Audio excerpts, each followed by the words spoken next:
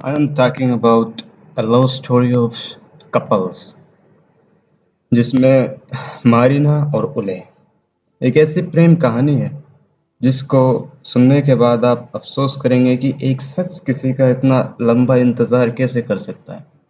दोनों ने 20 साल तक एक दूसरे को देखा नहीं था, फिर भी 20 साल बाद वो मिलते हैं। तो आज हम बात करेंगे मारिना एंड उले।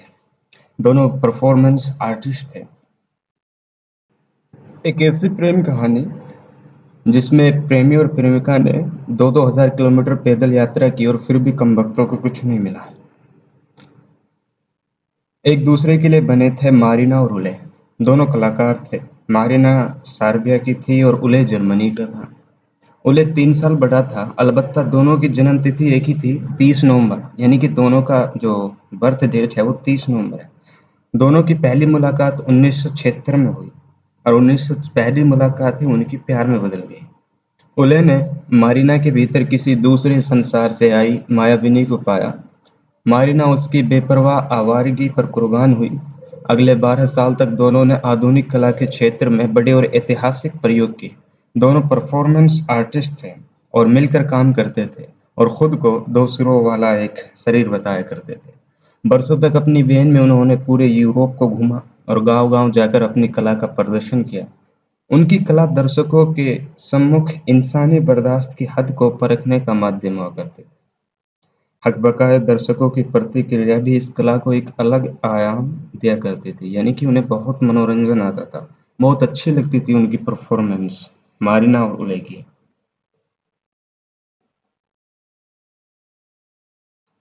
एक बार वे घंटों तक खिंचे हुए एक धनुष बाण में थामे एक ऐसी मुद्रा में खड़े रहे। अगर कोई भी छोटी सी भी भूल चूक हो जाती तो तीर मारिना के दिल के आर पार हो सकता था।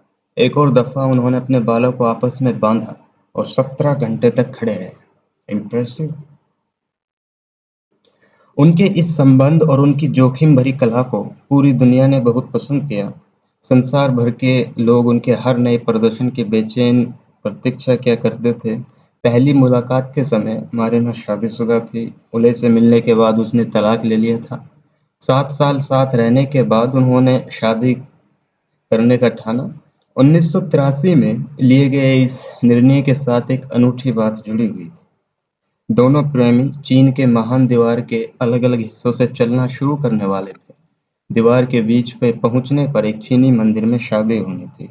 चीन का एक एंशिएंट पॉपुलर टेम्पल था, वहां उनको शादी करनी थी। इस काम में तकरीबन 3 महीने का समय लगना था। इस अतिमानवीय प्रोजेक्ट में उन्होंने प्रेमियों के साथ-साथ परफॉर्मर और दर्शक दोनों का किरदार भी निभाना था। दुनिया भर के अखबारों ने इस खबर को छापा और खूब फैम मिला दोनों को। चीनी अधिकारियों की समझ में नहीं आया कि उनकी प्राचीन दीवार पर चलना आर्ट प्रोजेक्ट कैसे हो सकता है। उन्हें वीजा दिए जाने में इतनी मुश्किल होने लगी कि दोनों ने ये फैसला लिया कि अगर वीजा नहीं मिल रहा है तो हम इस क्यों ना इस इरादे को कैंसिल कर दें। छोड़ देने का निर्णय लिया उन्होंने। 5 साल बाद किसी तरह चीनी सरकार ने उनकी बात मान ली और अनेक शर्तों के साथ 30 मार्च 1988 को यात्रा शुरू हुई। महान दीवार को चीन में सोया हुआ ड्रैगन कहा जाता है।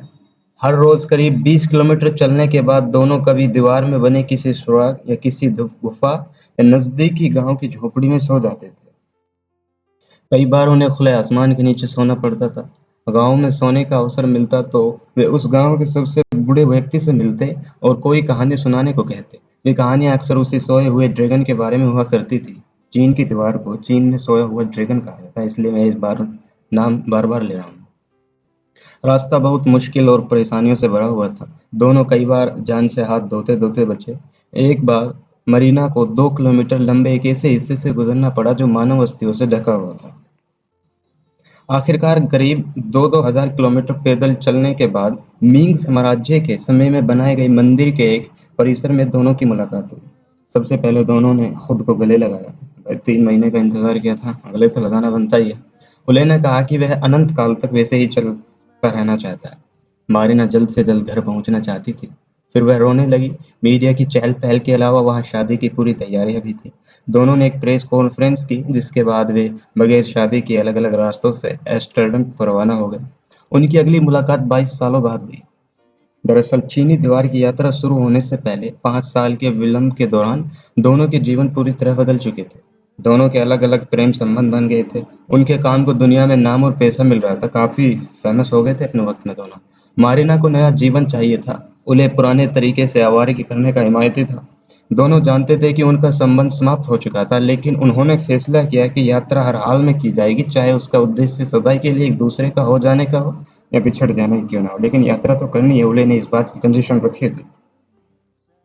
इस दास्तान का अगला मोड़ 22 साल बाद देखने को मिला न्यूयॉर्क के म्यूजियम ऑफ मॉडर्न आर्ट में। मारिना का शो चल रहा था, the artist is present. Marina हर दिन 8 घंटे एक मेज के सामने कुर्सी डाले बैठी रहती थी।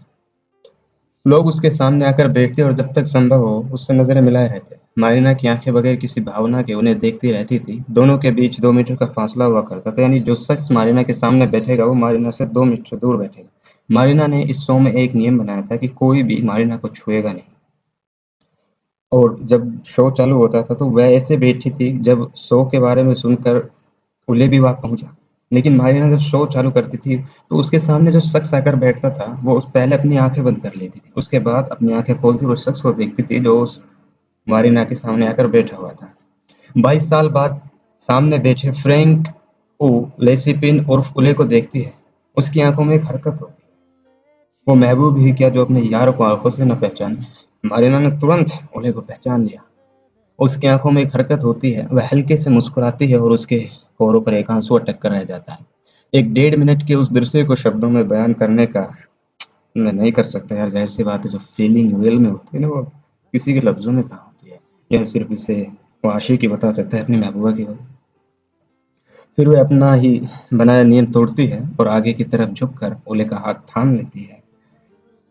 लेकिन इंटरेस्टिंग बात यह है कि 2020 में ओले के मरने तक मारिना उसके साथ रही। और दुख की बात यह है कि उले अब इस दुनिया में रहा नहीं है। मारिना का कुछ पता नहीं है। न्यूज़ आर्टिकल से मैंने स्टोरी को लिया है, उसमें यही लिखा है। मैंने अपनी तरफ से कुछ मनगढ़ंत नहीं कहा है। कभी ये समझ लो कि अपनी तरफ से कुछ कह रहा है, नहीं, ऐसा कुछ नहीं है। Thank you.